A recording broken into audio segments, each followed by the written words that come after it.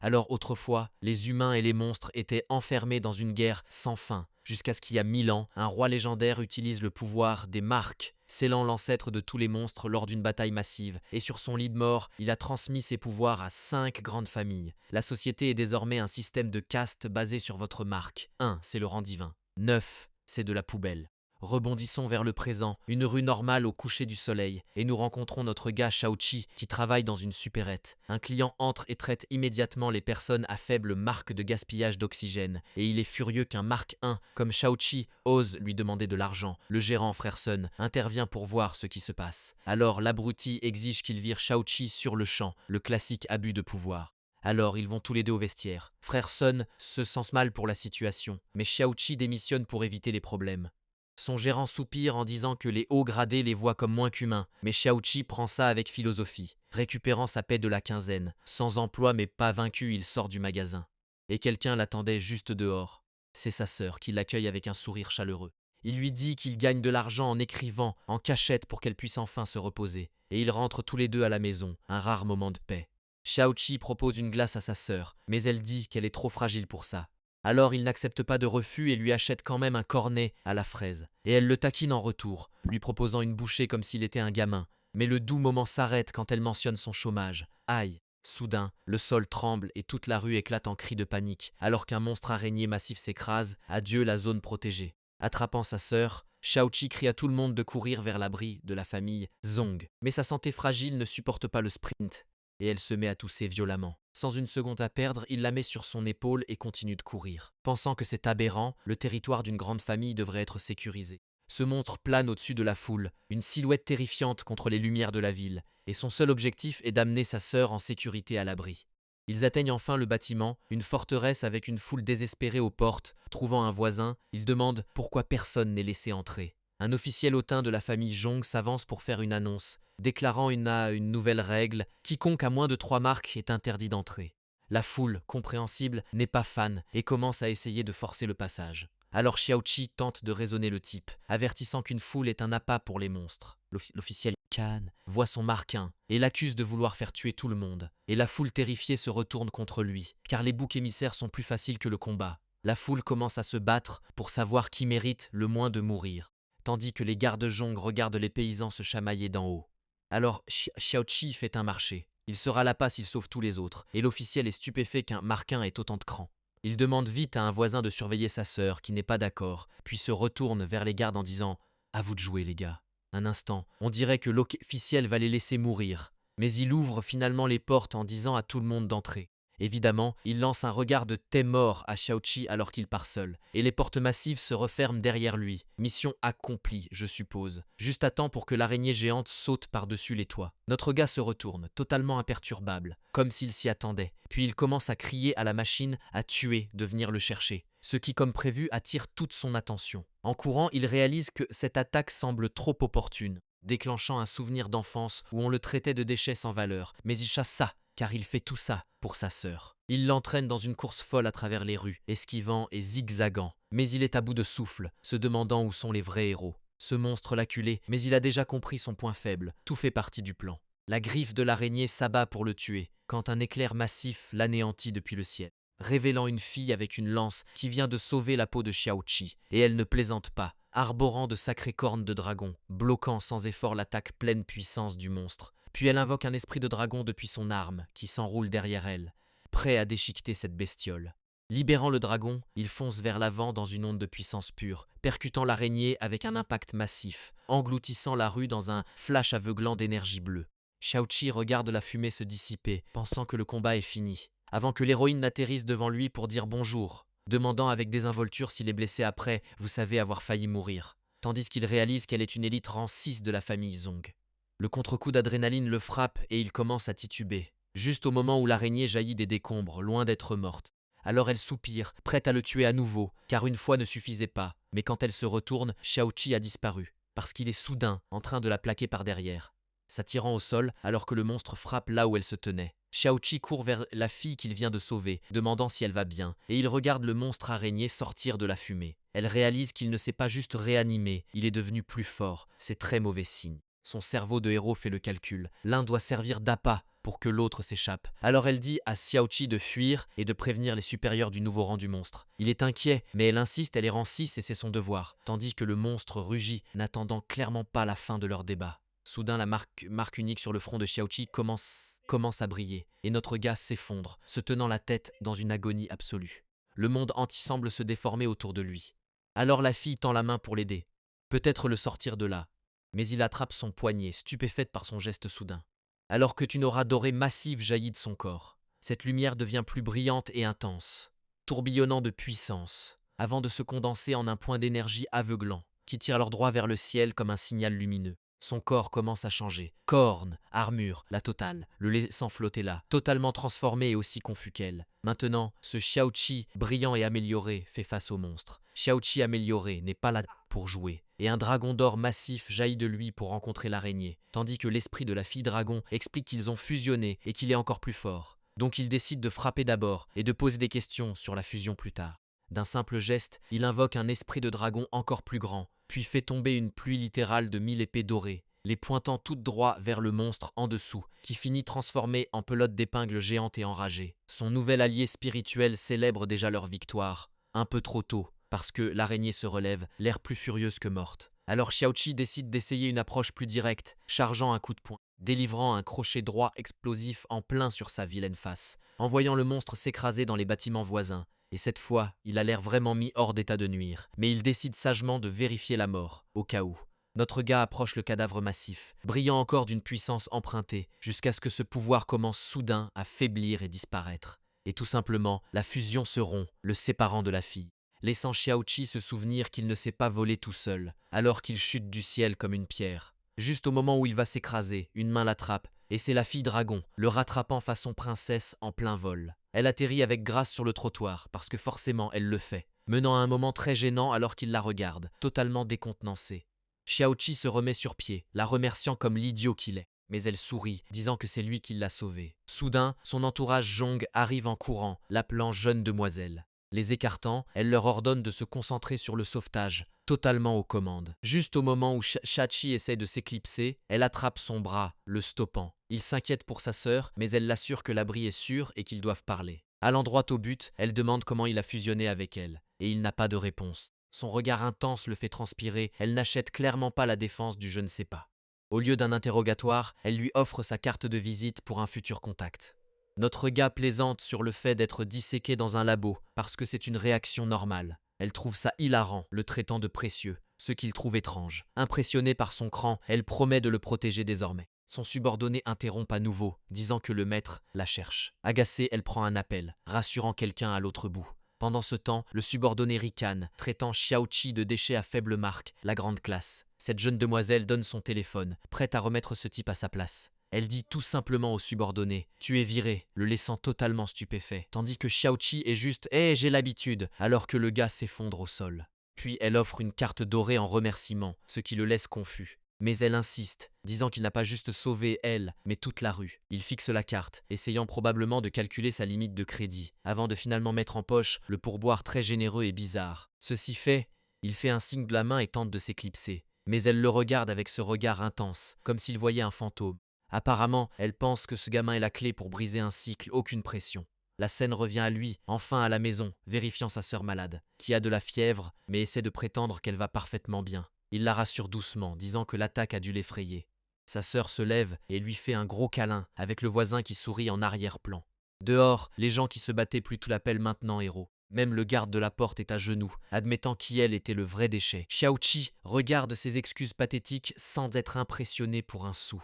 À l'intérieur, sa sœur avoue qu'elle a l'impression d'être un fardeau pour lui. Mais il coupe court immédiatement, disant que ce n'est pas comme ça qu'une famille parle. Pour lui remonter le moral, il demande sa fameuse soupe quand elle ira mieux, et elle accepte joyeusement.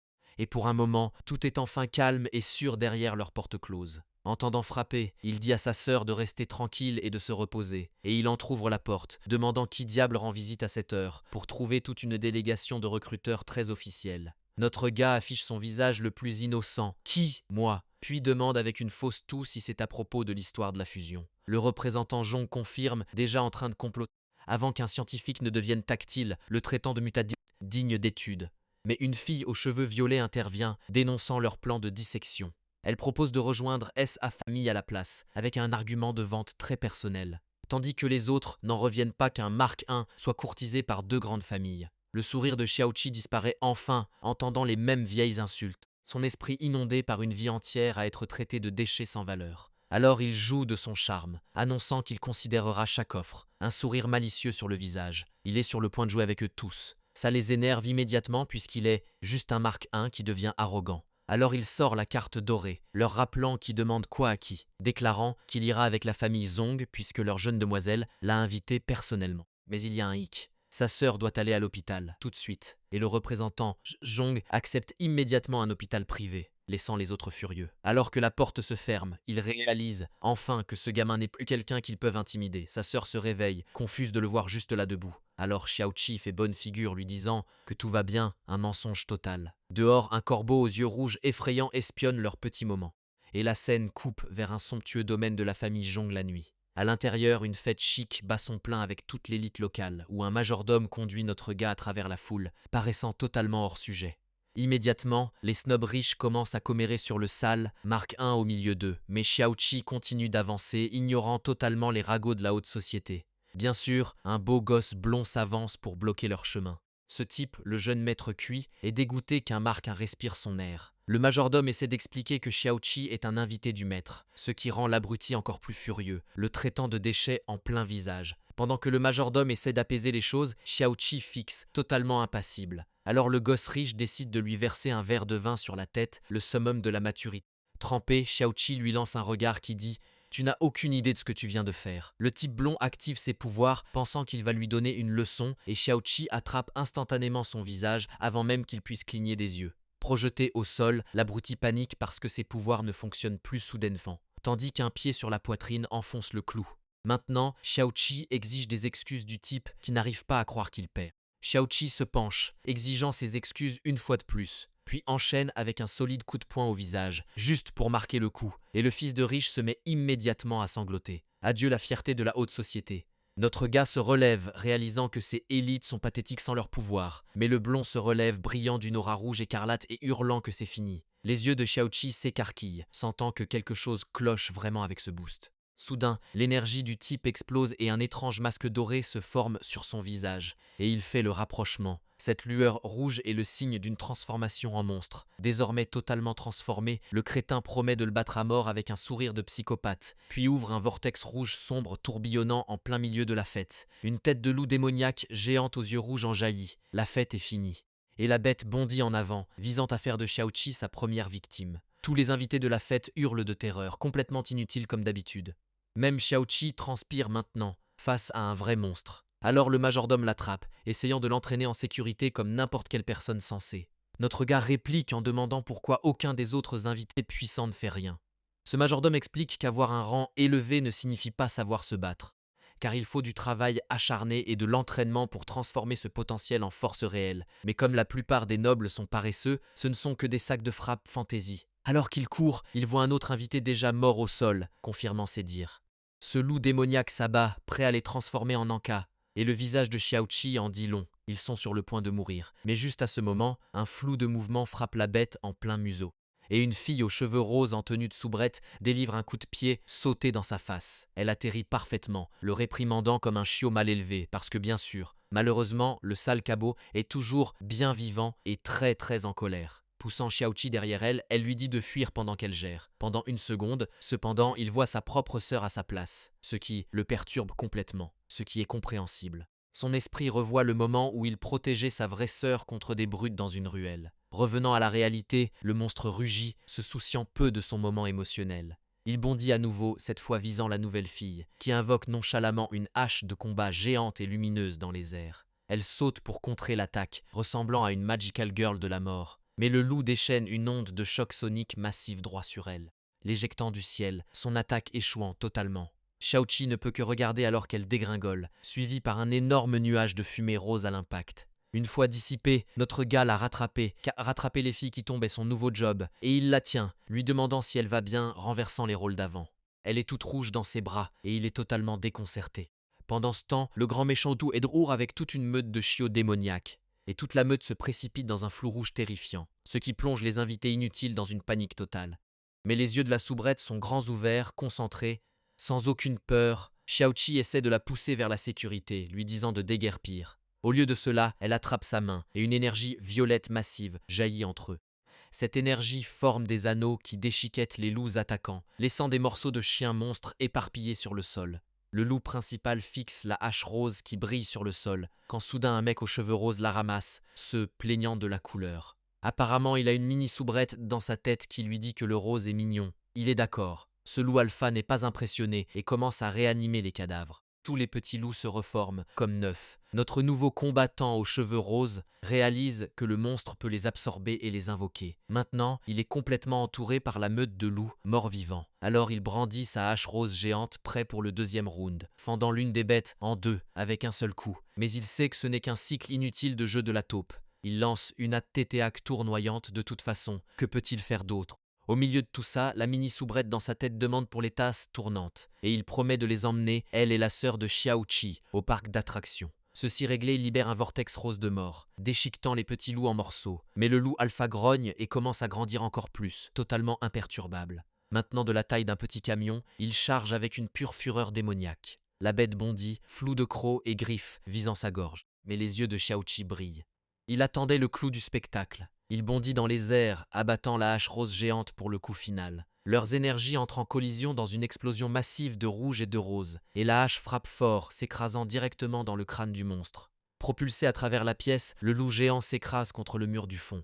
Ses mâchoires s'ouvrent, mais ce n'est pas une attaque. La bête se dissout. Ce monstre s'évapore en particules bleues, le laissant debout sur sa forme vaincue. Il laisse échapper un énorme soupir de soulagement, pensant que le cauchemar est fini. Puis l'esprit de la soubrette se sépare de son corps, révélant une fusion de pouvoir. Pendant un moment, elle semble vaciller, serrant sa poitrine de douleur, mais elle rebondit, criant « On a gagné !» en sautant vers lui. Elle plaque Xiaoqi dans un câlin, l'appelant Lei Yuan, un nom inconnu jusqu'ici. À cet instant précis, un fracas retentit depuis le plafond et une nouvelle arrivante surgit, atterrissant avec grâce sur des talons improbables. Cette fille atterrit demandant si Chiyu va bien. Attends, qui est Chiyu? Ses yeux se posent sur Xiaoqi et la soubrette et elle devient toute confuse. La soubrette la connaît, l'appelant Mademoiselle Luo et petite sœur. Et Xiaoqi est là, complètement perdue avec toute cette histoire de sœur. Cette nouvelle fille, Yuyan, clarifie qu'elle est juste plus âgée, pas vraiment liée. Elle s'excuse ensuite auprès de la salle pour ce mineur incident de loup démoniaque. Yuyan dit à Xiaoqi qu'ils vont voir son père, avec la mini-soubrette en remorque. Pendant ce temps, un type louche avec une épée regarde la scène dans le coin. Alors qu'il traverse les décombres, elle l'assure que la famille Zhong nettoiera tout. Ceci fait, elle demande poliment aux invités traumatisés de dégager. Son staff évacue les survivants pendant qu'elle promet un communiqué de presse gênant. Yuyan comprend, ce monstre est du type qui ne devrait pas pouvoir entrer. Une explication suit, une barrière énergétique massive est censée protéger tout le domaine. Mais on voit que cette barrière est totalement détruite et tombe en ruine. Xiaoqi se demande s'il est la raison de cet échec et elle répond « peut-être ». Cette soubrette, Luoran, apparaît pour encourager Yuyan, le soutien moral est clé. Ils arrivent enfin devant une porte massive et inquiétante. Yuyan annonce leur arrivée à son père et une voix dit juste « entrez ». Soudain, la porte éclate et une tasse vole à toute vitesse, et elle frappe Yuyan en plein visage, un accueil parfait du vieux père. Yuyan se remet du coup, tandis que Luoran semble prête à se battre, et le vieux père, sur son trône grincheux, leur hurle de sage nox. Mais Xiaoqi attrape le bras de Yuyan, l'empêchant de s'incliner devant ce tyran, puis demande si ce jeu de pouvoir est censé être intimidant. Il reste là, face au patriarche, en colère dans sa salle vide. Ce vieil homme déclare que c'est une affaire de famille, disant à l'étranger de partir. Xiaoqi, cependant, est loin d'avoir fini, lui reprochant de n'avoir aucune hospitalité pour quelqu'un d'une famille prestigieuse. Sur ce, il fait demi-tour, entraînant Yuyan avec lui, ce qui fait péter les plombs au père, hurlant que les monstres en avaient après elle. Mais notre gars et Luoran sortent déjà, laissant Yuyan figé sur place. La porte se claque, la piégeant seule avec son père. Dehors, Luoran est furieuse contre ce vieux cinglé. Et Xiaoqi observe que leur dynamique familiale est un peu tendue. Puis Luoran lâche nonchalamment que son père a poussé la mère de Yuyan au suicide. Il s'avère que la famille pratique l'inceste pour garder leur schéma de puissance. Notre gars est abasourdi, essayant de digérer cette nouvelle horreur. Car sa mère a été forcée d'épouser un cousin et a perdu la raison après l'accouchement. Xiaoqi ne peut qu'absorber la pure tragédie de cette histoire. Luoran décide que ça suffit pour aujourd'hui, disant que Yuyan devrait lui raconter la suite. Luoran propose une offre d'emploi de son grand patron, l'air super digne de confiance. Et Xiaoqi donne le classique « je vais y réfléchir », qui veut dire non. Elle pivote, l'invitant à une vente aux enchères souterraines pas du tout louche, montrant un jade magique qui pourrait aider sa sœur. c'est un oui immédiat. Son costume d'assurance ne fera pas l'affaire, alors elle l'emmène faire du shopping, laissant notre gars tout rouge à cause de toute cette attention soudaine. Il est élégant cependant, en costume flambant neuf à ses côtés, et la solution de Luoran est d'acheter tout le magasin, pourquoi pas. Juste alors, une voix l'interpelle pour son shopping avec son petit ami. Révélant un nouveau type blond, tête à claque, et sa cavalière. Luoran l'ignore complètement et continue son shopping, un vrai coup de maître. Ce type se moque d'elle parce qu'elle aime les beaux gosses comme Xiaoqi, et son visage se tord d'une rage folle et incontrôlée. Sa petite amie essaie de le calmer, un choix de vie terrible, car il la repousse, lui disant de la fermer, en voyant la pauvre femme valser dans les airs. Mais un flou rouge l'intercepte avant qu'elle ne touche le sol, rattrapée par une mystérieuse fille aux cheveux roux apparue de nulle part. Elle vérifie si la femme va bien, jouant les héroïnes un instant, puis affiche un sourire plein de dents très acérées. Cette nouvelle fille rousse traite le blond de déchet, et il le prend aussi mal que prévu, lançant un coup de poing. Mais elle le fait trébucher, l'envoyant valser sans effort, le laissant manger le sol, absolument pathétique. Elle pose un pied sur son dos, le traitant de minable pour faire bonne mesure. Xiaoqi regarde depuis la touche, impressionné par le spectacle, quand un portail démoniaque effrayant s'ouvre juste derrière elle, et notre gars reconnaît ce genre de mauvaises nouvelles immédiatement, criant de faire attention alors qu'il se précipite pour aider. Mais il est trop tard, des tentacules sombres l'attrapent déjà, l'attirant dans le vortex contre sa volonté. Le portail commence à l'avaler alors qu'elle est traînée en arrière, mais Chia plonge, attrapant son pied à la toute dernière seconde. Pendant ce temps, Luoran paie les vêtements, oubliant l'enlèvement interdimensionnel. Le portail les aspire alors qu'elle se retourne enfin, criant son nom, et elle sprinte vers l'endroit où ils ont disparu, arrivant juste à temps pour voir les derniers lambeaux d'énergie sombre s'effacer. Maintenant le magasin est juste une pièce vide et dévastée avec un mannequin sans tête, la laissant choquée, fixant le vide. Se réveillant dans une caverne rocheuse, Xiaoqi appelle la fille qui l'a sauvée. Xiaoqi atterrit sur elle, notant combien le sol est doux. Quel gentleman. Et elle n'est évidemment pas amusée par la situation. Puis la réalité de leur position le frappe et il est tout confus. Elle explose de rage, le traitant de pervers pendant qu'il tente de l'avertir des monstres. Ignorant tout de lui, ses cheveux deviennent Super Saiyan alors qu'elle s'éveille. Maintenant, ils sont dans cette dimension de feu bizarre, un super premier rendez-vous. Avec de nouvelles dents de monstre, elle menace de brûler tout l'endroit. Xiaoqi comprend enfin. La bête du portail les a emmenés dans sa poche dimensionnelle. Juste alors, des tentacules sombres rampent du sol autour de ses pieds. Et notre gars repère le piège, criant un avertissement. Il la pousse hors du chemin juste au moment où les pointes jaillissent du sol. Un sauvetage à la seconde près avec un impact massif. Elle atterrit lourdement, étourdie par ce tacle soudain, et commence immédiatement à lui hurler dessus, parce que bien sûr. Mais elle voit qu'il a pris le coup pour elle, empalé sur les pointes sombres. Sa colère s'évanouit instantanément, remplacée par le choc. Alors qu'il est consumé par le piège, elle invoque une boule de feu, le regardant se dissiper en énergie sombre et flamme. Maintenant elle est seule, entourée de mains sombres sortant du sol. Son poing s'enflamme, elle n'est plus choquée, elle est juste furieuse. Un bouclier de feu surgit, retenant l'assaut du monstre de l'ombre, et elle essaie désespérément de réveiller Xiaoqi, réalisant son état critique. Il ne peut que cracher une poignée de liquide noir, mauvais signe, mais les yeux de notre gars s'ouvrent, toujours dans le jeu pour l'instant. Paniquée, elle le supplie de ne pas mourir après ce coup d'éclat. Son expression se durcit avec une rage pure et incontrôlée. Tout cela déclenche un flashback de lui se faisant battre sous la pluie, où des brutes classiques le frappent pour s'amuser. Il encaisse juste les coups, protégeant quelque chose de précieux. Les crétins s'ennuient et le laissent en tas dans la rue. Donc il est laissé là, recroquevillé et brisé sous l'averse, jusqu'à ce qu'une petite ombre tombe sur lui. Levant les yeux, il serre toujours ce qu'il cachait. Et c'est sa petite sœur tenant un parapluie pour lui. Il sort un gâteau d'anniversaire, lui souhaitant un joyeux anniversaire à travers ses bleus, ce qui, évidemment, la fait fondre en larmes. Il essaie de la rassurer, lui disant qu'il va bien, parce que c'est le rôle d'un grand frère. De retour dans le présent, la fille rousse touche doucement son visage, insistant sur le fait qu'elle n'est pas inquiète, juste fâchée qu'il meure pour la sauver. Puis elle libère une tempête de feu massive, prête à brûler toute cette dimension. Sa rage éclate en une tempête de feu massive qui dévore tout sur son passage. Et des flammes émergent Xiaoqi, arborant un tout nouveau look de démon de feu. Apparemment, il peut fusionner avec les gens, et la fille vit une expérience de sortie de corps totalement hors de contrôle. Il explique qu'elle n'est que la troisième personne à qui cela arrive, ce qui rend la situation encore pire.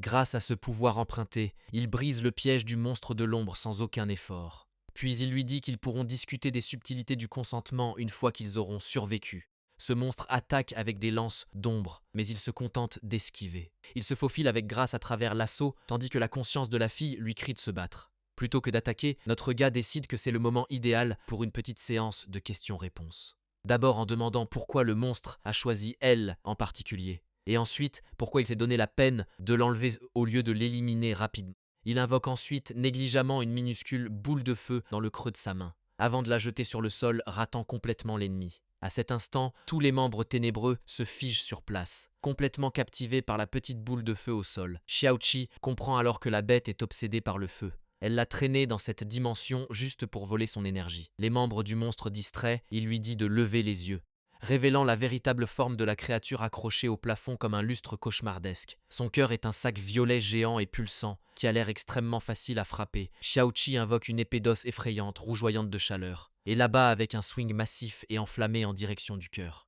La lame elle-même s'embrase, une véritable montée en puissance façon anime. D'un dernier bond, il enfonce l'épée droit dans le point faible du monstre, tranchant net à travers le sac violet pulsant, qui finit dans une explosion spectaculaire et enflammée. Une fois la poussière retombée, notre gars est juste là, en train de tousser, et il marmonne qu'il a raté son coup. Une performance vraiment stellaire. De la fumée émerge une nouvelle silhouette, parlant de retrouvailles, révélant une femme démon papillon effrayante qui semble bien trop heureuse d'être ici. Xiaoqi et la fille sont complètement perdus, se demandant s'il la connaît. Son visage se tord en un sourire possessif, le suppliant de ne plus jamais partir. Puis elle attaque avec des membres arachnéens, mais pas contre lui, s'enfermant elle-même dans une cage de sa propre création tandis qu'il regarde, confus.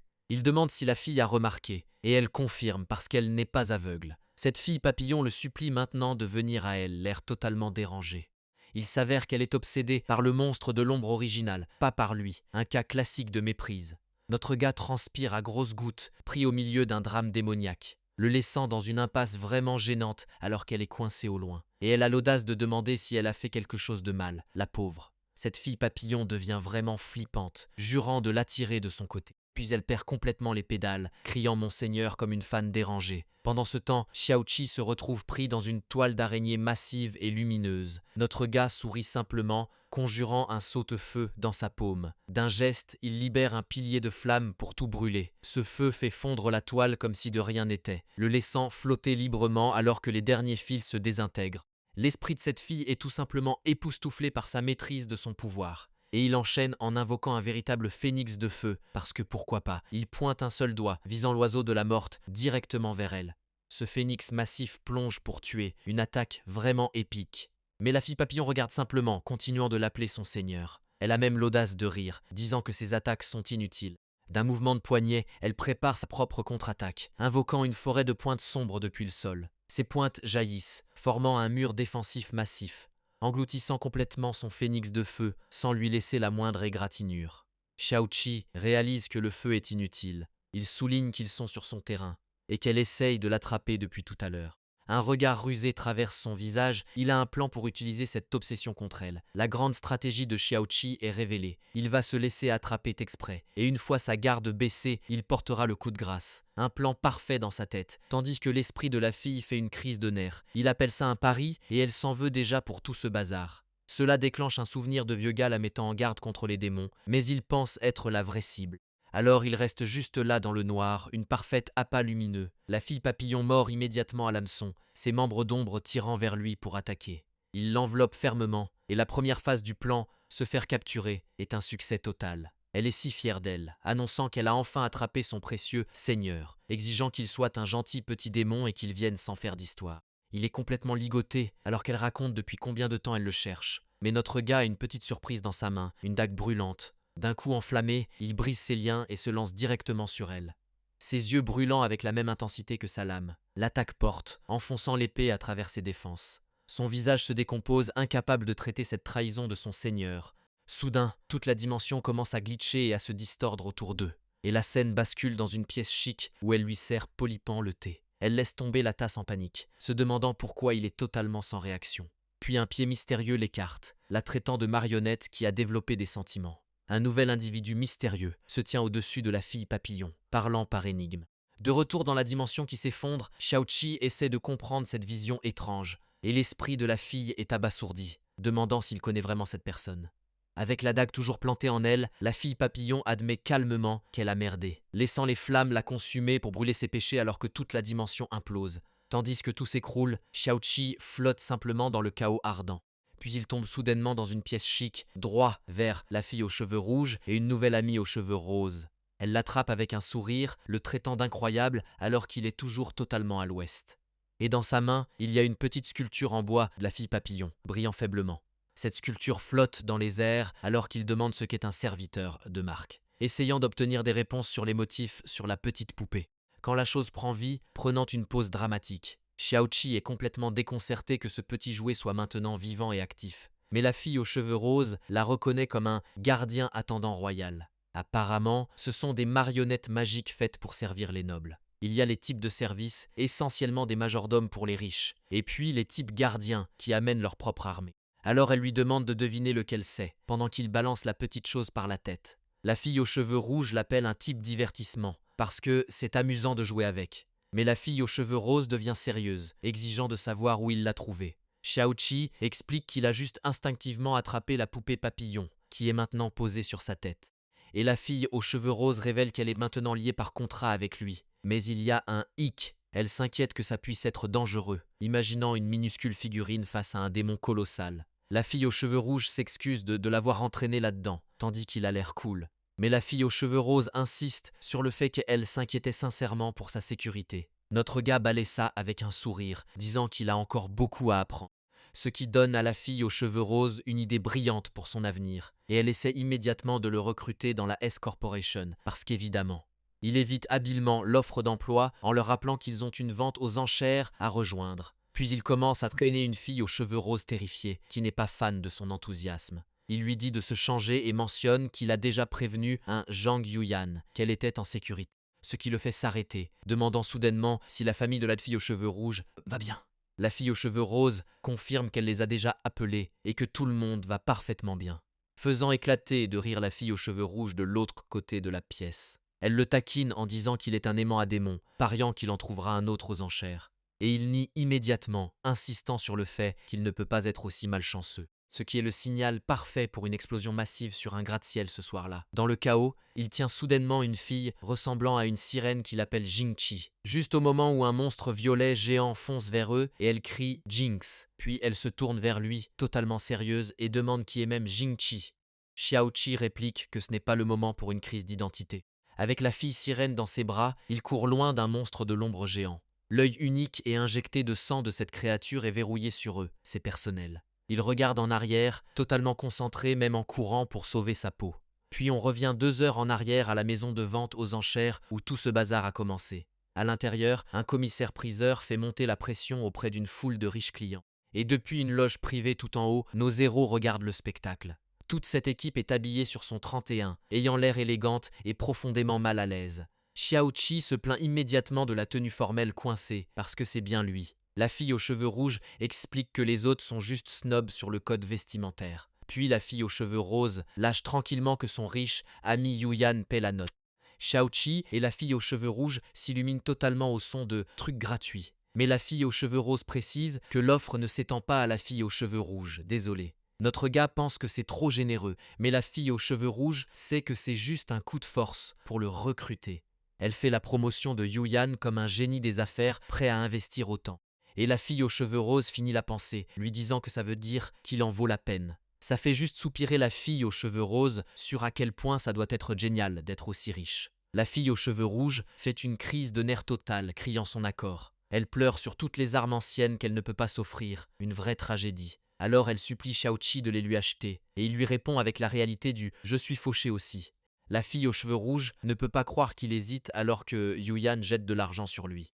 Mais Xiaoqi répond juste que c'est son argent maintenant. Cela laisse les 2 filles complètement stupéfaites par son avidité sans honte. Quand un bruit soudain venant de la salle des ventes attire son attention. Sur scène, le commissaire-priseur fait monter la hype pour le bouquet final de la soirée, faisant entrer un objet mystère massif drapé de rideaux pour la foule. Cette grande révélation est une sirène littérale dans un réservoir, un prix unique. Notre gars est juste horrifié, demandant ce qu'il regarde au juste. Dans le réservoir, la fille sirène a l'air complètement vaincue et vide, jusqu'à ce que ses yeux s'écarquillent soudainement avec un éclair de reconnaissance ou de peur. Toute cette foule la fixe, une personne vendue comme un objet, et un regard très très dangereux traverse le visage de Xiaoqi. La fille aux cheveux roses explique sombrement que parfois les marchandises dans ses enchères sont des gens, ce qui rend la fille aux cheveux rouges absolument malade de dégoût. Elle précise ensuite à Xiaoqi que la fille est une sirène, expliquant que c'est une condition rare appelée atavisme, qui donne aux gens des traits animaux. C'est apparemment lié aux fantômes animaux que les puissants combattants invoquent, avec les traits eux-mêmes considérés comme une partie du pouvoir du roi fantôme. Donc, les gens atteints d'atavisme sont chassés, censés détenir la clé de secrets anciens. Mais la fille aux cheveux rouges se moque, disant que c'est une excuse bidon pour que des creeps capturent une jolie fille. Cette fille sirène flotte juste là, dans sa prison de verre, complètement vaincue. Leurs yeux se rencontrent à travers la pièce et un absol silencieux et une résolution soudaine. Alors Xiaoqi se tourne vers la fille aux cheveux roses, demandant si le chèque en blanc de son ami a une limite. Elle lui donne juste un confiant « vas-y », sans aucune condition. La fille aux cheveux rouges sait immédiatement ce qu'il prévoit, et elle est impressionnée qu'il utilise l'argent de quelqu'un d'autre pour jouer les héros. En bas, le commissaire-priseur commence les enchères à 100 millions sans pression, et les enchères explosent parmi la foule de riches bizarres. Apparemment, la famille Chi est dans la course aussi, ce qui semble inquiétant. Les filles repèrent leur salle privée depuis le balcon au-dessus. La fille aux cheveux rouges les traite juste de bande de psychopathes, donc c'est un bon signe. Pendant ce temps, Xiaoqi est prêt à entrer dans la guerre de l'argent avec un sourire de requin. Il est un peu inquiet de la leçon qu'il recevra plus tard, mais les priorités d'abord. Son ami enflammé suggère qu'il vole juste la sirène si l'autre famille gagne.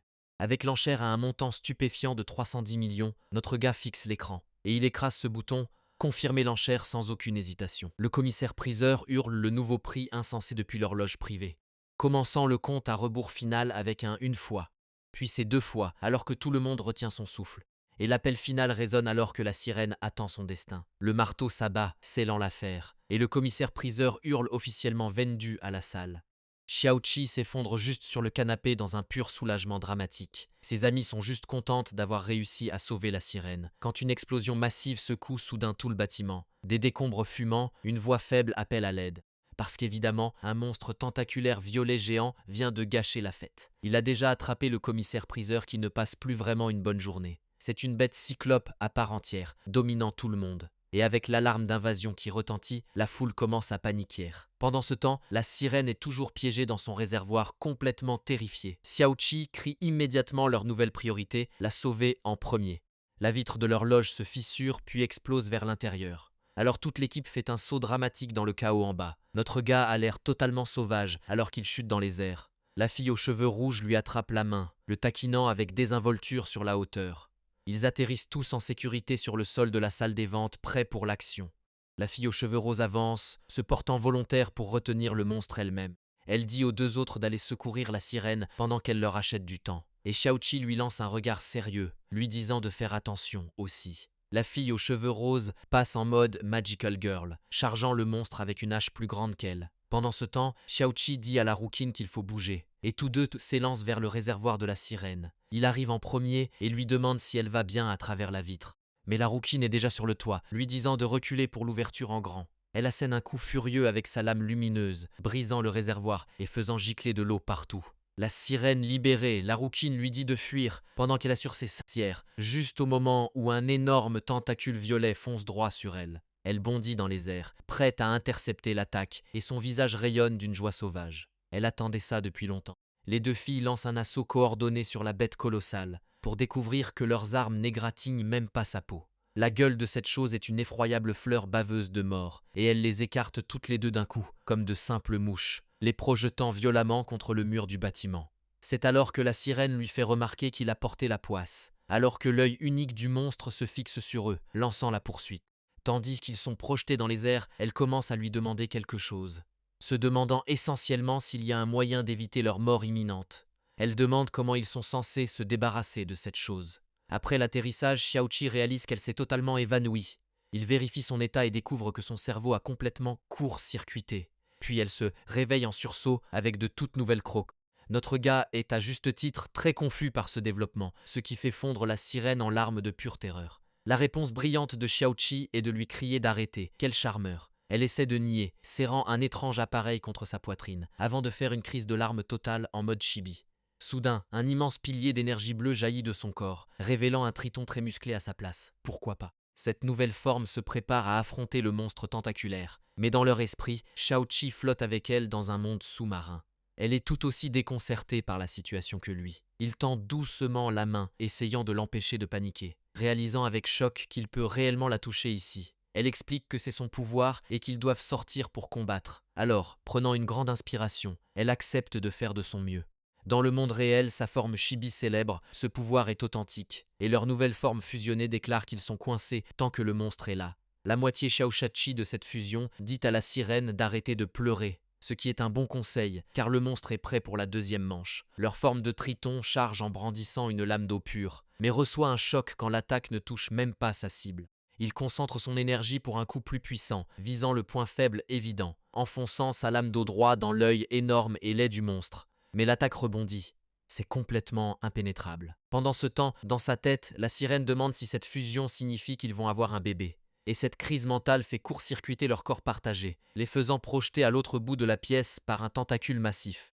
Paniquée, la sirène l'appelle Marie et lui demande s'il va bien, alors que leur forme physique est écrasée contre un mur, tentant de respirer. Il parvient à se remettre sur pied, toujours crépitant d'énergie bleue, et une vague de puissance l'inonde, soignant apparemment ses blessures. Dans leur esprit partagé, elle appelle timidement son mari, à nouveau. Xiaoqi, se frappant le front, lui dit d'utiliser son nom pendant qu'elle s'excuse. Elle est convaincue que c'est sa faute, s'effondrant en larmes, ce qui déclenche un flashback d'enfance, où tout le monde la traitait de poissarde, abandonnée par les siens, essayant de nier leurs accusations.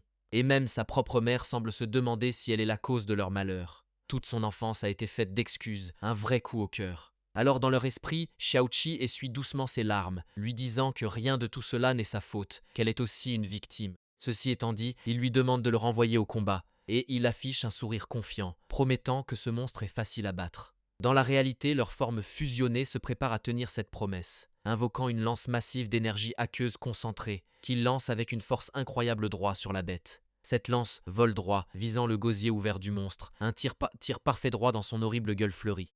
Il observe le coup, attendant clairement une explosion monstrueuse, mais au lieu de cela, un tentacule sort et l'attrape en plein vol, entraînant leur corps fusionné directement dans les mâchoires du monstre. Alors que les dents se referment, la sirène panique, naturellement, et elle fait une crise de panique, hurlant qu'ils ont été mangés. Mais dans l'estomac du monstre, leur forme de triton va bien, surfant maintenant dans un tunnel de fluide digestif dégoûtant, apparemment infesté de vers parasites géants et grouillants. Il pointe calmement le petit monstre à l'intérieur, tandis qu'elle est dégoûtée par tout ça. Et oui, ces choses sont du pur carburant à cauchemar. Il crée un bouclier d'eau, bloquant de justesse l'un des vers géants, et il admet immédiatement que ça ne sent pas bon. Notre gars est en chute libre à travers un tunnel de cauchemar grouillant, réalisant qu'il est en infériorité numérique face aux entrailles du monstre.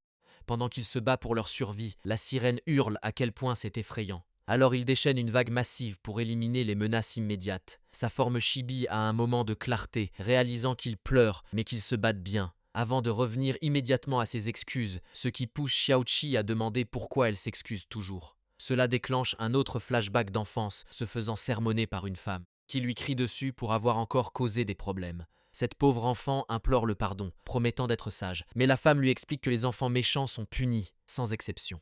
Sa punition, bien sûr, est de pleurer seule sur un sol en pierre froide, avant d'être enfermée dans une cellule sombre et solitaire. Quel parentage. De retour dans l'esprit, elle cherche un souvenir de Xiaoqi, mais la vision se dissout sous son toucher, la laissant seule et terrifiée, recommençant à s'excuser. Soudain, une main lui offre une perle rose lumineuse, et elle lève les yeux, complètement stupéfaite par le geste, car c'est Xiaoqi de la première fois qu'il l'a sauvée, lui offrant une lueur.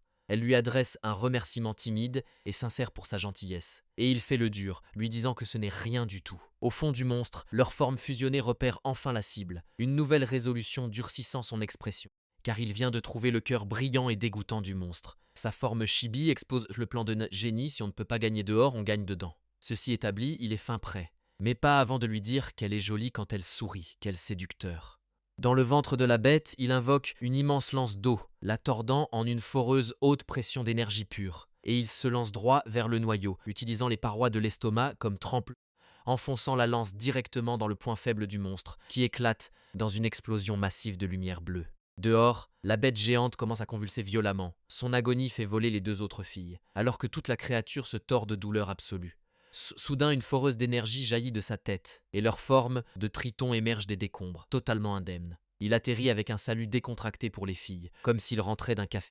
Les filles applaudissent, convaincues d'avoir gagné, mais l'une d'elles freine net, réalisant que quelque chose cloche, car Xiaoqi et la sirène sont toujours bel et bien fusionnés. À l'intérieur, les deux moitiés sont tout aussi confuses par ce problème technique, et notre gars commence à se sentir bizarre dans ce corps de triton musclé. La fille aux cheveux roses confirme que la fusion devrait cesser dès la mort du monstre, ce qui mène Xiaoqi à la conclusion effrayante que le monstre est encore en vie quelque part, même s'il ressemble à un tas de débris glacés qui ont l'air très morts. Bien sûr, la moitié sirène panique, suppliant son mari de régler ça, et les autres filles sont prises au dépourvu par cette petite bombe.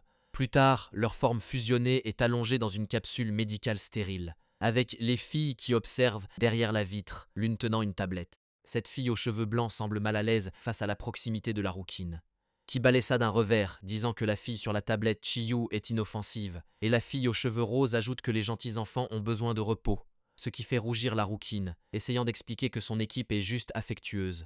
Sur l'écran, Chiyu fait un petit signe poli, disant qu'elle va se reposer. Mais son visage se déforme soudainement de choc alors qu'elle appelle son frère, et à l'intérieur de la capsule, une larme coule sur la joue de Xiaoqi. La rouquine appuie sur l'interphone, exigeant de savoir ce qui vient de se passer.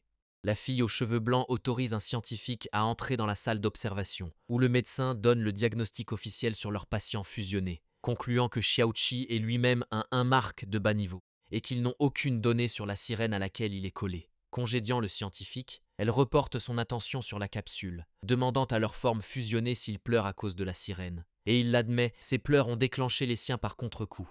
Dans leur esprit, il est soudainement de retour dans son corps normal, lui demandant ce qui ne va pas alors qu'il parlait stratégie. Et elle s'excuse encore, disant que cet espace ravive de mauvais souvenirs. Il promet de trouver un moyen d'annuler la fusion, lui disant de le renvoyer. Puis explique ce phénomène de lien mental aux filles du laboratoire. La fille aux cheveux blancs demande immédiatement si c'est une de ses capacités, et il ne peut que répondre probablement, alors que les larmes continuent de couler.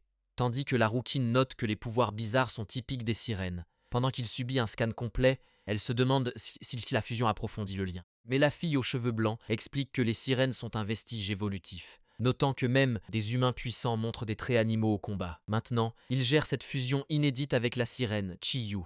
Ce qui mène la rouquine à sa grande théorie. La fusion bloque car elle est primale. Elle pense que s'ils peuvent transformer la sirène en humaine, la fusion cassera. Sur la tablette, Xiaoqi dit à sa sœur Chiyu de ne pas s'inquiéter. Et elle dit au revoir, lui rappelant de bien manger avant de se déconnecter. Une fois l'appel fini, Chiyu s'effondre, totalement épuisée, convaincue que quoi qu'elle fasse, elle ne fait que traîner son frère vers le bas. Soudain, une petite fée papillon apparaît, lui offrant une petite serviette, et en séchant ses larmes, elle se demande s'il serait plus heureux sans elle. La scène coupe sur une journée ensoleillée en ville, où la rouquine marche avec Xiaoqi, qui continue de pleurer toutes les larmes de son corps. Naturellement, des passants voient cela et ragotent sur la violence domestique.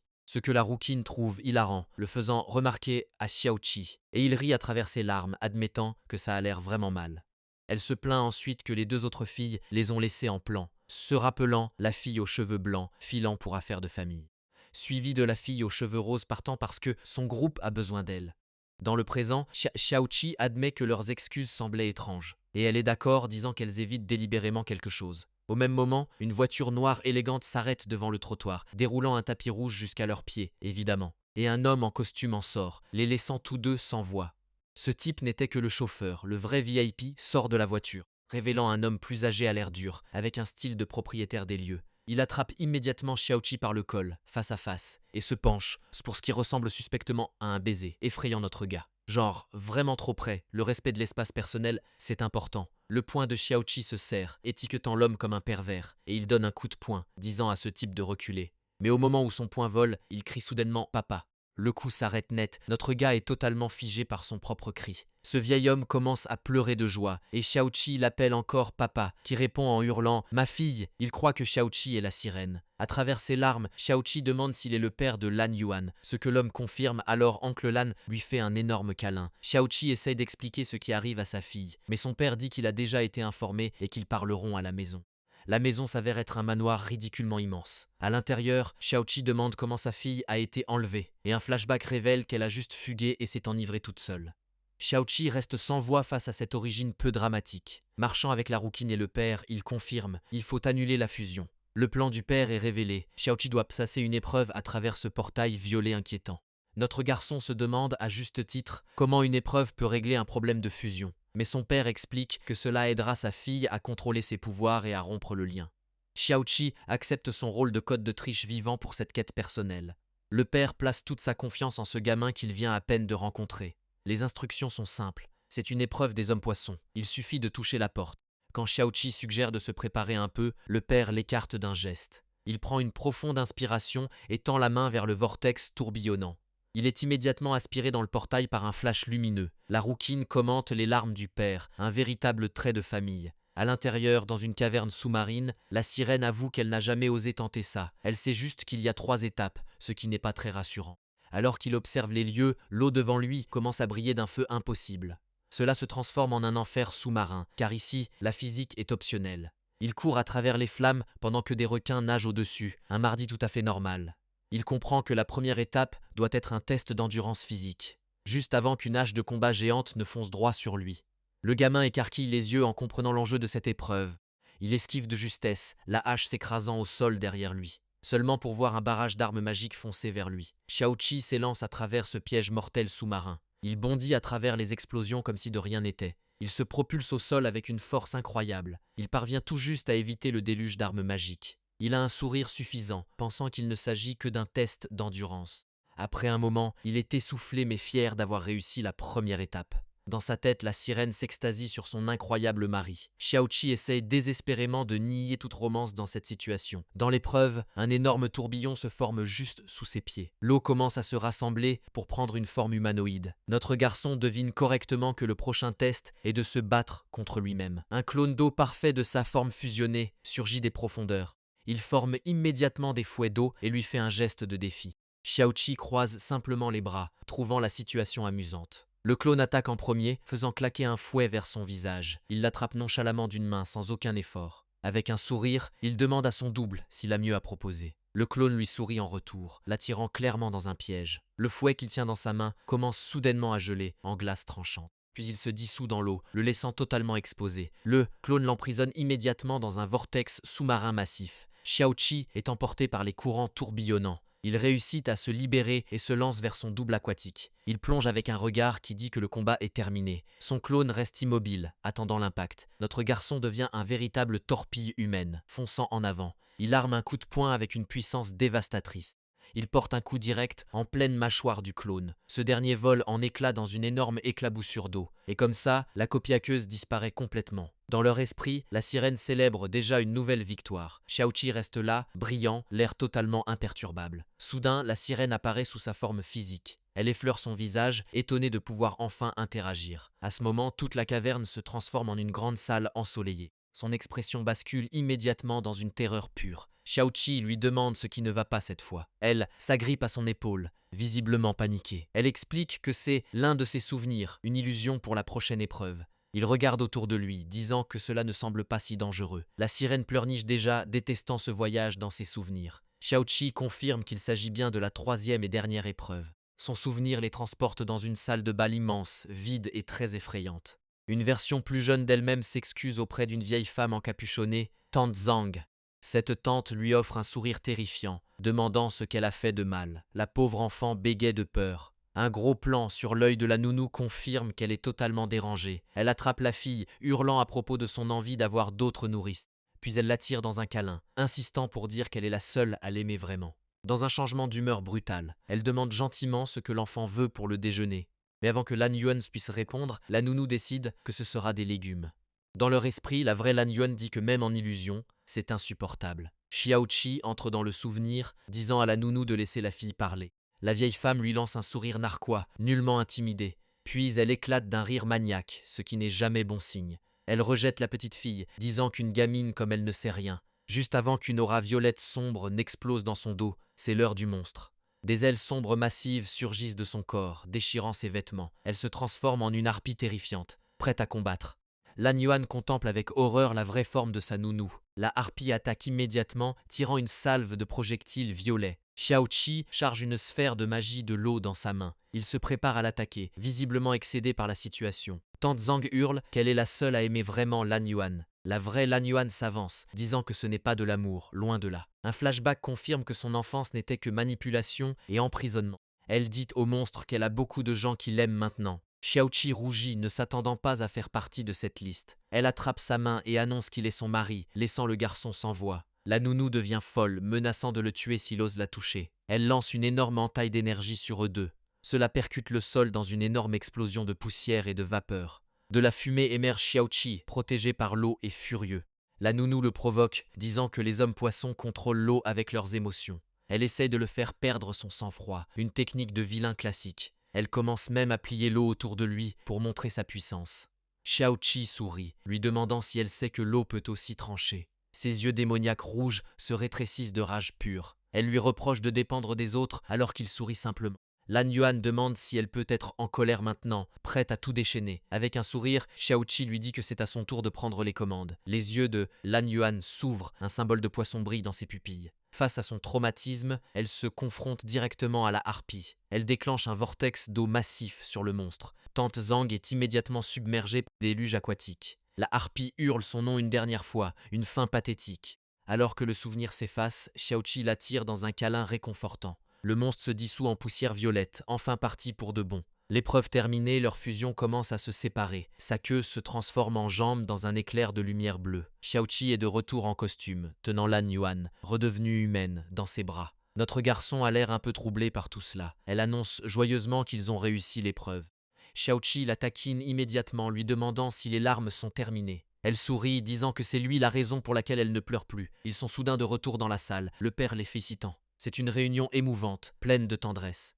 Le père s'effondre, serrant sa fille dans ses bras avec désespoir. Pendant ce temps, le majordome félicite Xiaoqi pour avoir passé les 3 épreuves. Il précise qu'il n'y en avait que 2, le père a menti pour faire plus sérieux. Xiaoqi réalise que la 3e épreuve était le cauchemar d'enfance de Lan Yuan. Il se demande si cette harpie était un vrai démon, ou juste une illusion. Soudain, le père le gratifie d'un pouce levé, approuvant le mariage sur le champ.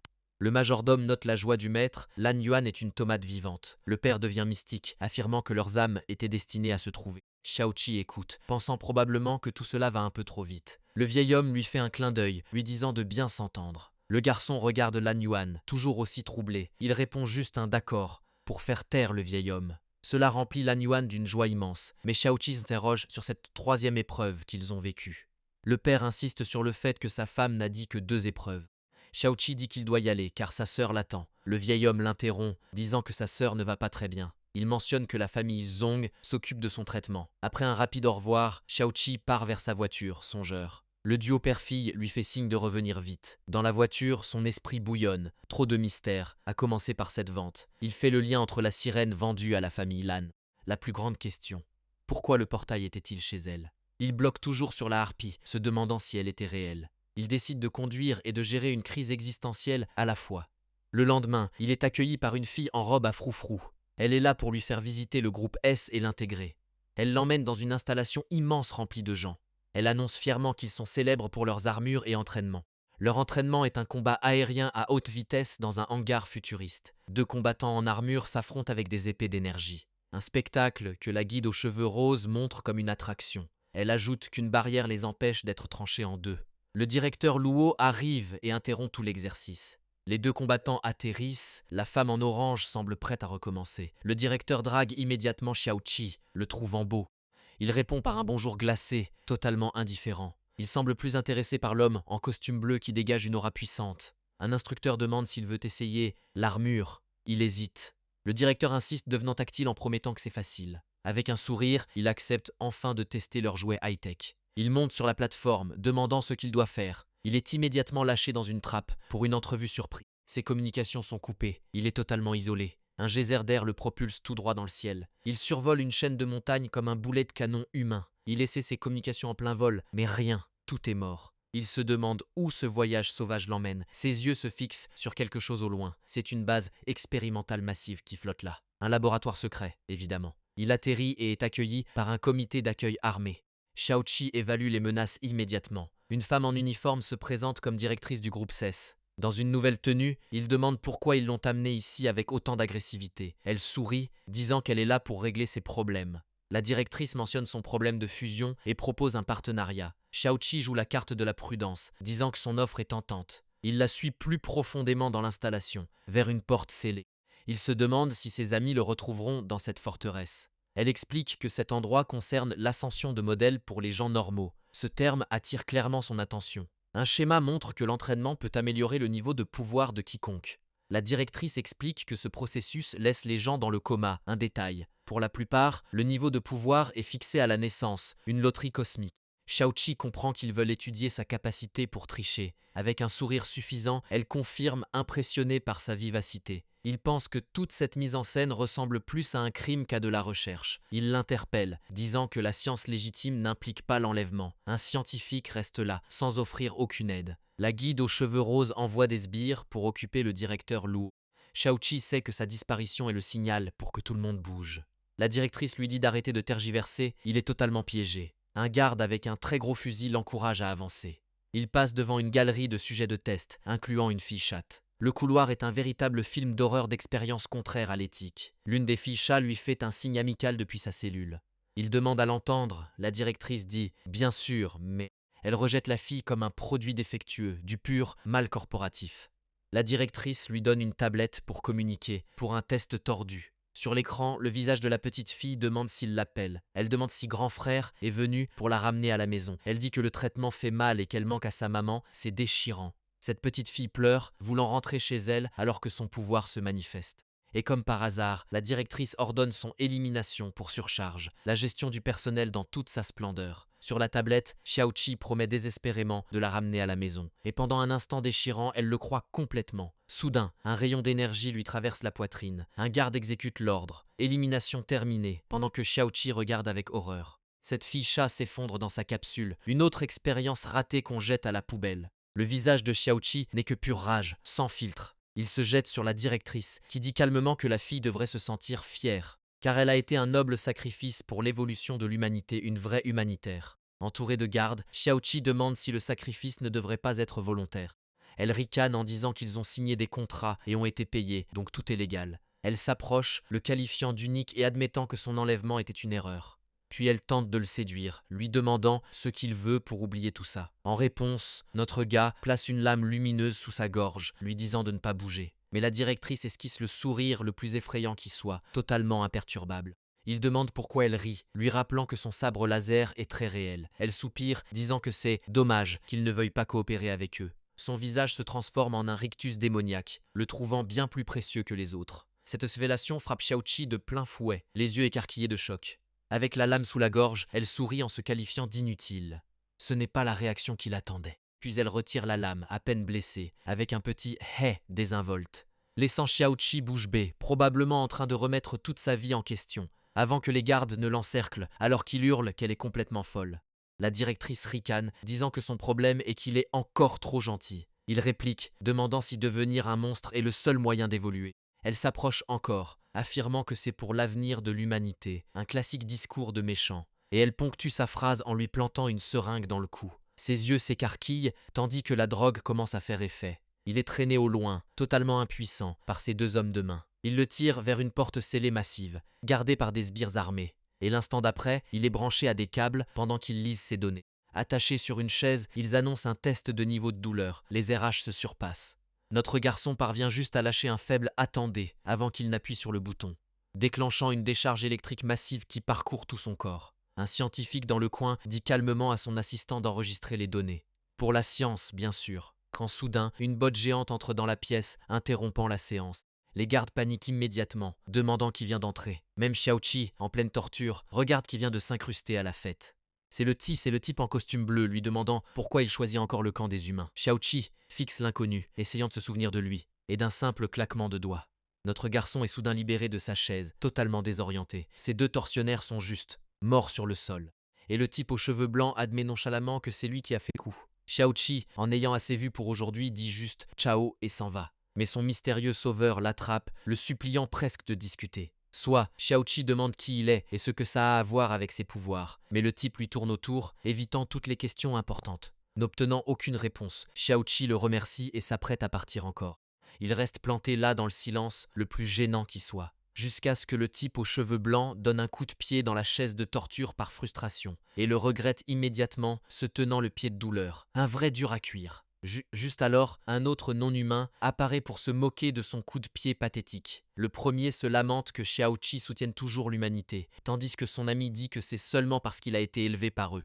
Il est convaincu qu'une fois que Xiaoqi verra la vérité sur les gens, il reviendra en courant vers leur camp, peu importe ce que ça signifie. Soudain, des alarmes se déclenchent dans tout le complexe. Un sujet s'est échappé. Les gardes courent dans le couloir pour gérer la brèche. Avec les alarmes hurlantes, un garde repère Xiaoqi et crie de le capturer. Notre garçon reste planté là alors que toute l'installation est en état d'alerte. Il essaie de comprendre ce qui se passe maintenant.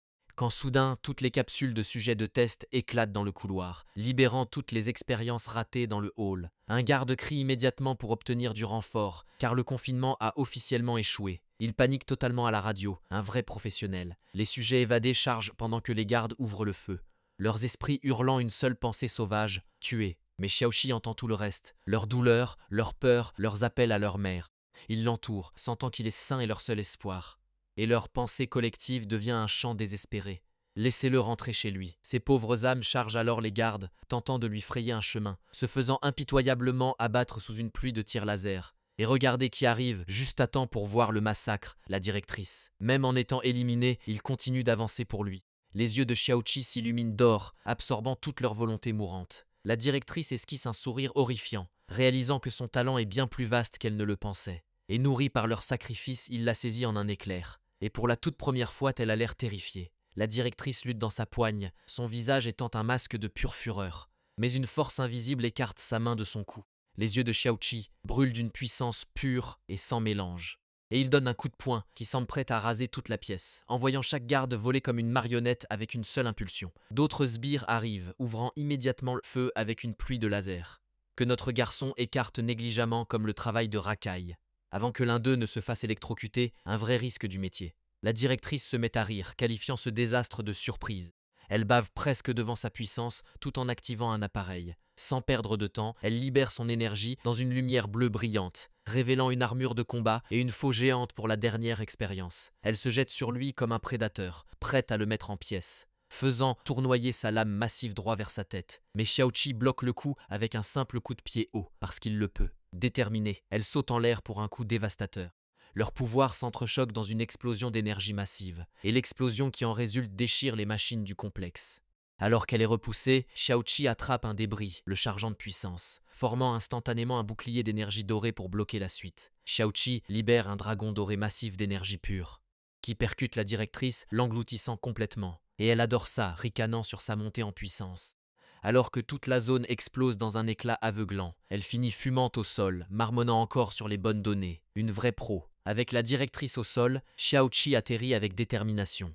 Mais au lieu de l'achever, il passe juste devant, regardant en l'air pour dire à d'autres personnes volantes de partir en paix. C'est alors qu'une fille aux cheveux roses descend, demandant s'il va bien. Notre garçon lève les yeux, complètement perdu dans l'instant, avant de retourner dans le complexe en feu dont il vient de s'échapper. Complètement confuse, elle le suit par le trou qu'il a fait, criant son nom, et le trouve en train de bercer l'un des sujets de test, s'excusant d'être trop tard. Il dit à la fille qu'après tout ça, il ne peut pas rejoindre son groupe S. Elle lui demande alors quelle sera sa prochaine étape.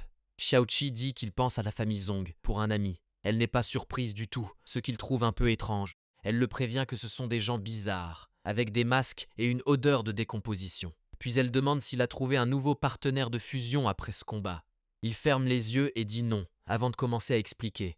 Il explique en la tâtonnant, demandant si elle ressent une connexion maintenant. Mais non, il confirme que son mode Super Saiyan a complètement disparu. Elle n'a aucune idée de ce qui est arrivé, les laissant tous deux perplexes, ce qui lui fait dire qu'il est un homme mystérieux, visiblement intrigué. Elle lui propose un trajet vers la famille Zhong, puisque c'est sa prochaine destination. Au portail, ils sont accueillis par une fille aux cheveux blancs nommée Yuyan. La fille aux cheveux roses le dépose rapidement comme un paquet, à son grand dam. Quand on lui demande si elle reste, elle dit qu'elle a des choses à régler, spécifiquement quelques parasites, et son visage en dit long.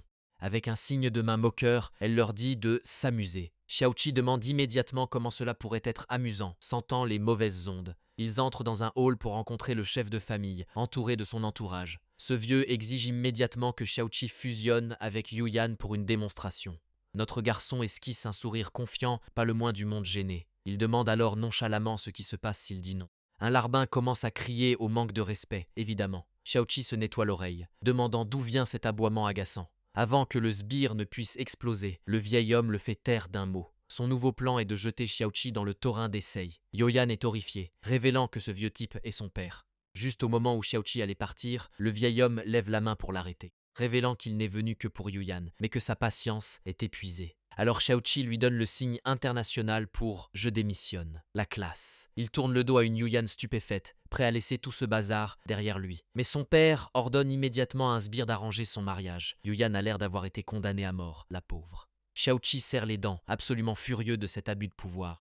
Le vieil homme ricane en disant qu'il ne vaut rien s'il ne peut même pas gérer ça. Un autre membre de la famille ajoute qu'il ne sert à rien de garder un atout déloyal. Notre garçon est complètement perdu, demandant de quoi il parle. Ce type explique que leur plan initial était de l'enlever pour ses pouvoirs. Ou peut-être de commencer à expérimenter sur sa petite sœur, vous savez, des options. Apparemment, Yuyan est celle qui a tout gâché, car il pensait qu'elle était un cerveau ambitieux visant la fortune familiale. Mais leur diagnostic brillant est qu'elle est juste une fille amoureuse un peu stupide avec les garçons. Avec un sourire suffisant, ce type décide de réaliser son souhait par la force, lui disant d'aller être un outil de reproduction, ce qui est juste charmant.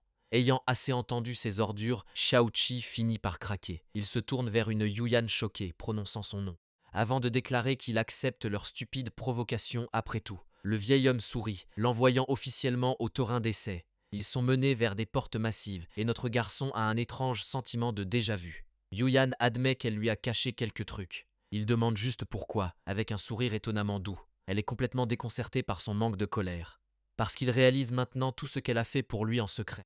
Elle devient toute rouge, essayant de dire que ce n'est rien, expliquant que leur cotoyoncle inquiète le serrant dans ses bras. Un flash rapide montre toutes les fois où il a failli être effacé. Elle admet qu'elle a peur et demande une vraie accolade, ce qui court-circuite complètement son cerveau, et celui des gardes aussi, apparemment. Il accepte, mais demande un peu d'intimité loin des curieux. Les deux sbires commencent immédiatement à discuter de la pluie et du beau temps. Cela réglé, il lui donne l'accolade demandée. Mais elle lui chuchote un avertissement cryptique à l'oreille, démon intérieur. Pendant qu'il est distrait, elle glisse secrètement quelque chose dans sa poche. Il se recule avec un sourire confiant, lui disant qu'il ira bien. L'un des gardes gâche le moment, disant qu'il est temps d'y aller. Elle se détourne, lui souhaitant bonne chance pour l'épreuve. Notre garçon donne un signe de tête calme, prêt pour la suite. Le dos tourné, Xiaoqi lui dit de ne pas s'inquiéter, se retournant avec un sourire pour promettre qu'à sa sortie. Yuyan le fixe, l'air très sérieux à ce sujet. Ils vont détruire ensemble toute cette terre pourrie. Un écran divisé confirme qu'ils sont totalement sur la même longueur d'onde. Elle accepte en riant, promettant de l'attendre. Pour l'instant, elle lui dit de se concentrer sur l'épreuve, avant de lui lancer un clin d'œil confirmant qu'elle est de son côté. Il s'avère qu'elle a son propre champ de bataille à gérer, avec d'autres visages familiers. Et oui, elle fait partie d'une équipe de filles, prêtes au combat. Xiaoqi entre dans l'épreuve, un hall sombre avec une porte brillante au bout.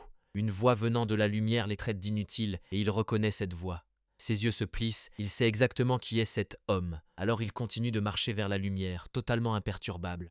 Pendant ce temps, un nouveau type aux cheveux blancs regarde, se demandant combien de démons intérieurs il peut supporter. Ce type a une tête à claque, respirant une confiance maléfique. Soudain, la scène bascule sur une nuit pluvieuse, lançant la première épreuve. Un enfant supplie son père de ne pas partir, et oh là là, on plonge dans le traumatisme. C'est un jeune Xiaoqi, tenant sa sœur, l'air absolument brisé. Mais l'homme lui dit froidement de ne pas l'appeler papa. Le niveau 1, c'est l'abandon. Cet homme les traite de bons à rien, le visage figé dans un masque de pur dégoût, tandis que sa petite fille accourt en pleurant pour retrouver son papa, suivi de près par Xiaoqi. Elle attrape désespérément sa jambe, essayant de le retenir. Mais il la repousse du regard, totalement insensible à ses supplications. Elle promet qu'ils seront sages, s'il accepte seulement de ne pas les abandonner. Alors, il répond en lui agrippant une poignée de cheveux. Il lui dit qu'être obéissante ne la rendra pas moins inutile pour autant. Une petite Xiaoqi furieuse se précipite en avant, lui criant de la lâcher. Mais il l'écarte d'un coup de pied pour avoir tenté de protéger sa sœur. Cet homme jette ensuite la petite, nonchalamment, sans même se retourner.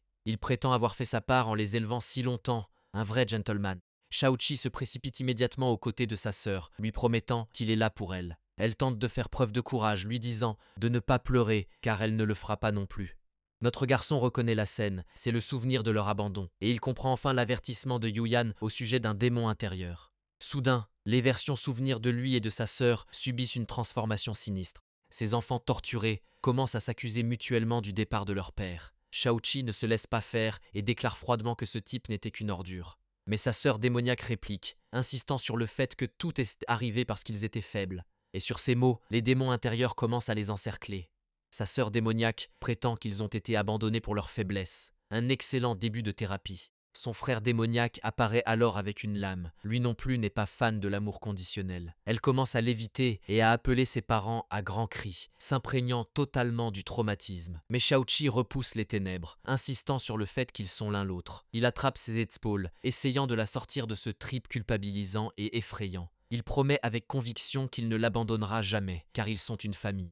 Pendant une seconde, ça marche, ses yeux s'éclaircissent et elle redevient elle-même. Juste avant que son frère démoniaque ne lui transperce la poitrine. Un classique. En immobilisant sa sœur, le petit démon traite ce discours touchant d'excuses pour leur incompétence. Puis il blâme Xiaoqi pour ne pas avoir été assez fort pour retenir leur père. Après cela, les deux fusionnent en une boule rouge incandescente de « tout est de ta faute ». Ce nouveau combo démon se jette sur lui avec une lame d'énergie déchaînée. Mais alors qu'il se moque de lui, Xiaoqi sort le petit cadeau de Yuyan. D'un cri, il présente la gemme étincelante, ordonnant au démon de la prendre. Il reste là, à offrir la pierre brillante comme s'il s'agissait d'un traité de paix. Pensant à un piège, le démon ricane et forme sa propre lame. Mais la gemme a sa propre pointe, projetant un faisceau de lumière. Et ce rayon traverse la poitrine du démon. Adieu la résolution pacifique. Soudain, une fille aux cheveux roux armée d'une épée se tient au-dessus de lui, l'air beaucoup trop satisfaite. Sa seule explication est qu'elle lui en dira plus tard, parce que, évidemment, elle demande nonchalamment si elle est en retard pour l'exorcisme de ses traumatismes d'enfance. Son énergie enflammée semble atteindre le petit enfant démon, avant de faire pousser des ailes de feu et de lui dire de venir se battre. Elle se lance en avant comme un missile phénix à taille humaine, ce qui se reflète dans l'œil de Xiaoqi alors qu'il revient à lui, le laissant assis dans une rue désormais vide avec sa mystérieuse et étrange sauveteuse. Il lève les yeux avec une détermination nouvelle, promettant de protéger sa sœur, Kilin. Cela déclenche un doux souvenir d'eux deux recevant des caresses sur la tête. Mais de retour sur le terrain d'épreuve, il fixe toujours la fille aux cheveux roux, juste avant que le sol sous ses pieds ne vole en éclats, les faisant chuter tous les deux dans le nouvel enfer que cette épreuve leur a concocté. Ils atterrissent dans une rue commerçante, où elle demande pourquoi son démon est lié à une zone commerciale. Il change immédiatement de sujet en lui demandant si elle a eu une diarrhée, un maître de la conversation. Elle l'attrape simplement son épaule, clairement pas amusée par ses blagues douteuses, avant de commencer à expliquer comment elle a réussi à s'incruster dans sa séance de thérapie. Il s'avère que le cadeau de Yuyan était un panneau de signalisation, un GPS magique pour son âme. Cela a permis à une autre fille de canaliser son esprit et sa puissance jusqu'à sa position, alors que son corps réel est juste assoupi dans un lit quelque part. C'est dommage, dit-elle, qu'une seule personne ait pu être envoyée à la fois, parce que si les 5 étaient là, ils seraient totalement invincibles. Xiaoqi fait le rapprochement, réalisant que Yuyan a planifié ce sauvetage il y a bien longtemps. Et avec l'équipe de filles, elle confirme qu'elle mijote son coup depuis un moment, tandis que sa sauveteuse enflammée explique que c'était toujours le plan de secours en cas d'imprudence. Elle le taquine même pour avoir joué les héros afin de sauver la belle. Alors qu'une autre coéquipière intervient, adorant voir Yuyan devenir si troublé par lui. De retour dans l'épreuve, Xiaoqi tousse pour cacher son total embarras. Un cri provenant d'une ruelle les interrompt, demandant à quelqu'un de le passer à tabac. Alors il détale, clarifiant qu'il ne sauve personne d'autre que lui-même. Au détour d'un coin, il trouve 3 gars s'en prenant à un gamin au sol. Et notre garçon reconnaît instantanément la scène, c'est le souvenir de son harcèlement. Sa sauveteuse est furieuse, refusant de rester là sans rien faire. Alors elle prend son élan et assène un coup de poing à l'un des voyous, qui traverse sa poitrine, car il n'est pas vraiment là. Son élan l'emporte au-delà de l'illusion totalement imperturbable, la laissant furieuse de ne pas pouvoir interférer avec le souvenir. Xiaoqi confirme calmement que ses pouvoirs sont inutiles ici. Quel encouragement! Sa réponse à ce conseil utile est de commencer à briller d'une rage pure, avant de déchaîner une explosion de feu massive sur toute la scène. Le harceleur du souvenir tente de bloquer, mentionnant la puissance d'une marque. Xiaoqi explique avec un sourire qu'ils sont terrifiés par le pouvoir de sa marque. Il explique que sa marque peut endommager ses souvenirs, une fonctionnalité bien pratique. En entendant cela, elle affiche un sourire malicieux et passe en mode Super Saiyan, déchaînant une estafilade enflammée qui coupe les voyous du souvenir. Avant de plonger, prête à effacer tout cet événement avec une détermination extrême. Avec une grimace, elle déverse toute sa puissance dans l'attaque, puis se retourne nonchalamment vers lui, demandant s'il va bien maintenant que sa thérapie est faite. Son sourire aux dents acérées est un petit peu terrifiant, vous savez. Soudain, une silhouette lui assène un coup de poing droit dans le ventre. Il trébuche alors qu'elle l'appelle par un nom totalement différent, Qingqi. Sa forme spectrale l'invite à se rencontrer, laissant tomber un couteau comme cadeau. Une version sombre de lui-même le ramasse, convaincu que toutes les hautes marques sont mauvaises. Xiaoqi rejette immédiatement cette logique tordue, se rappelant que ses vrais amis sont des hautes marques qui sont aussi en danger. Son démon intérieur l'accuse de trahir leur passé, pointant le couteau droit sur lui. Puis ils s'effondrent, pleurant sur la façon dont ils ont été persécutés pour être des basses marques. Ce gamin a tout un mur de monstres dans sa tête représentant tous ceux qui lui ont fait du tort. Et son jeune lui décide que la seule solution est de changer le monde entier. Mais notre garçon offre un chemin différent, tendant sa propre puissance et faisant confiance à ses camarades. Juste au moment où une mystérieuse femme en capuche rouge apparaît de nulle part. Le visage de Shaoqi en dit long, il n'est absolument pas préparé à une autre invitée à cette fête au trauma. Son enfant intérieur demande si c'est une camarade ou une épouse, une question légitime. Mais la fille à la capuche rouge rougit, admettant qu'elle ne sait pas pourquoi elle est accoutrée ainsi. Et ses yeux brillent d'un souvenir alors qu'elle appelle un nom Yuan Yuan, ce qui déclenche une vision d'une fille aux cheveux bleus super mignonne lui envoyant un cœur. Son démon intérieur ricane qu'il est utilisé, mais Shaoqi tend la main, choisissant de la croire. Prenant sa main alors qu'il réalise que la confiance est la clé de tout ce combat. Et un nouveau gars avec des cornes apparaît, prêt à utiliser cette confiance pour vaincre des démons.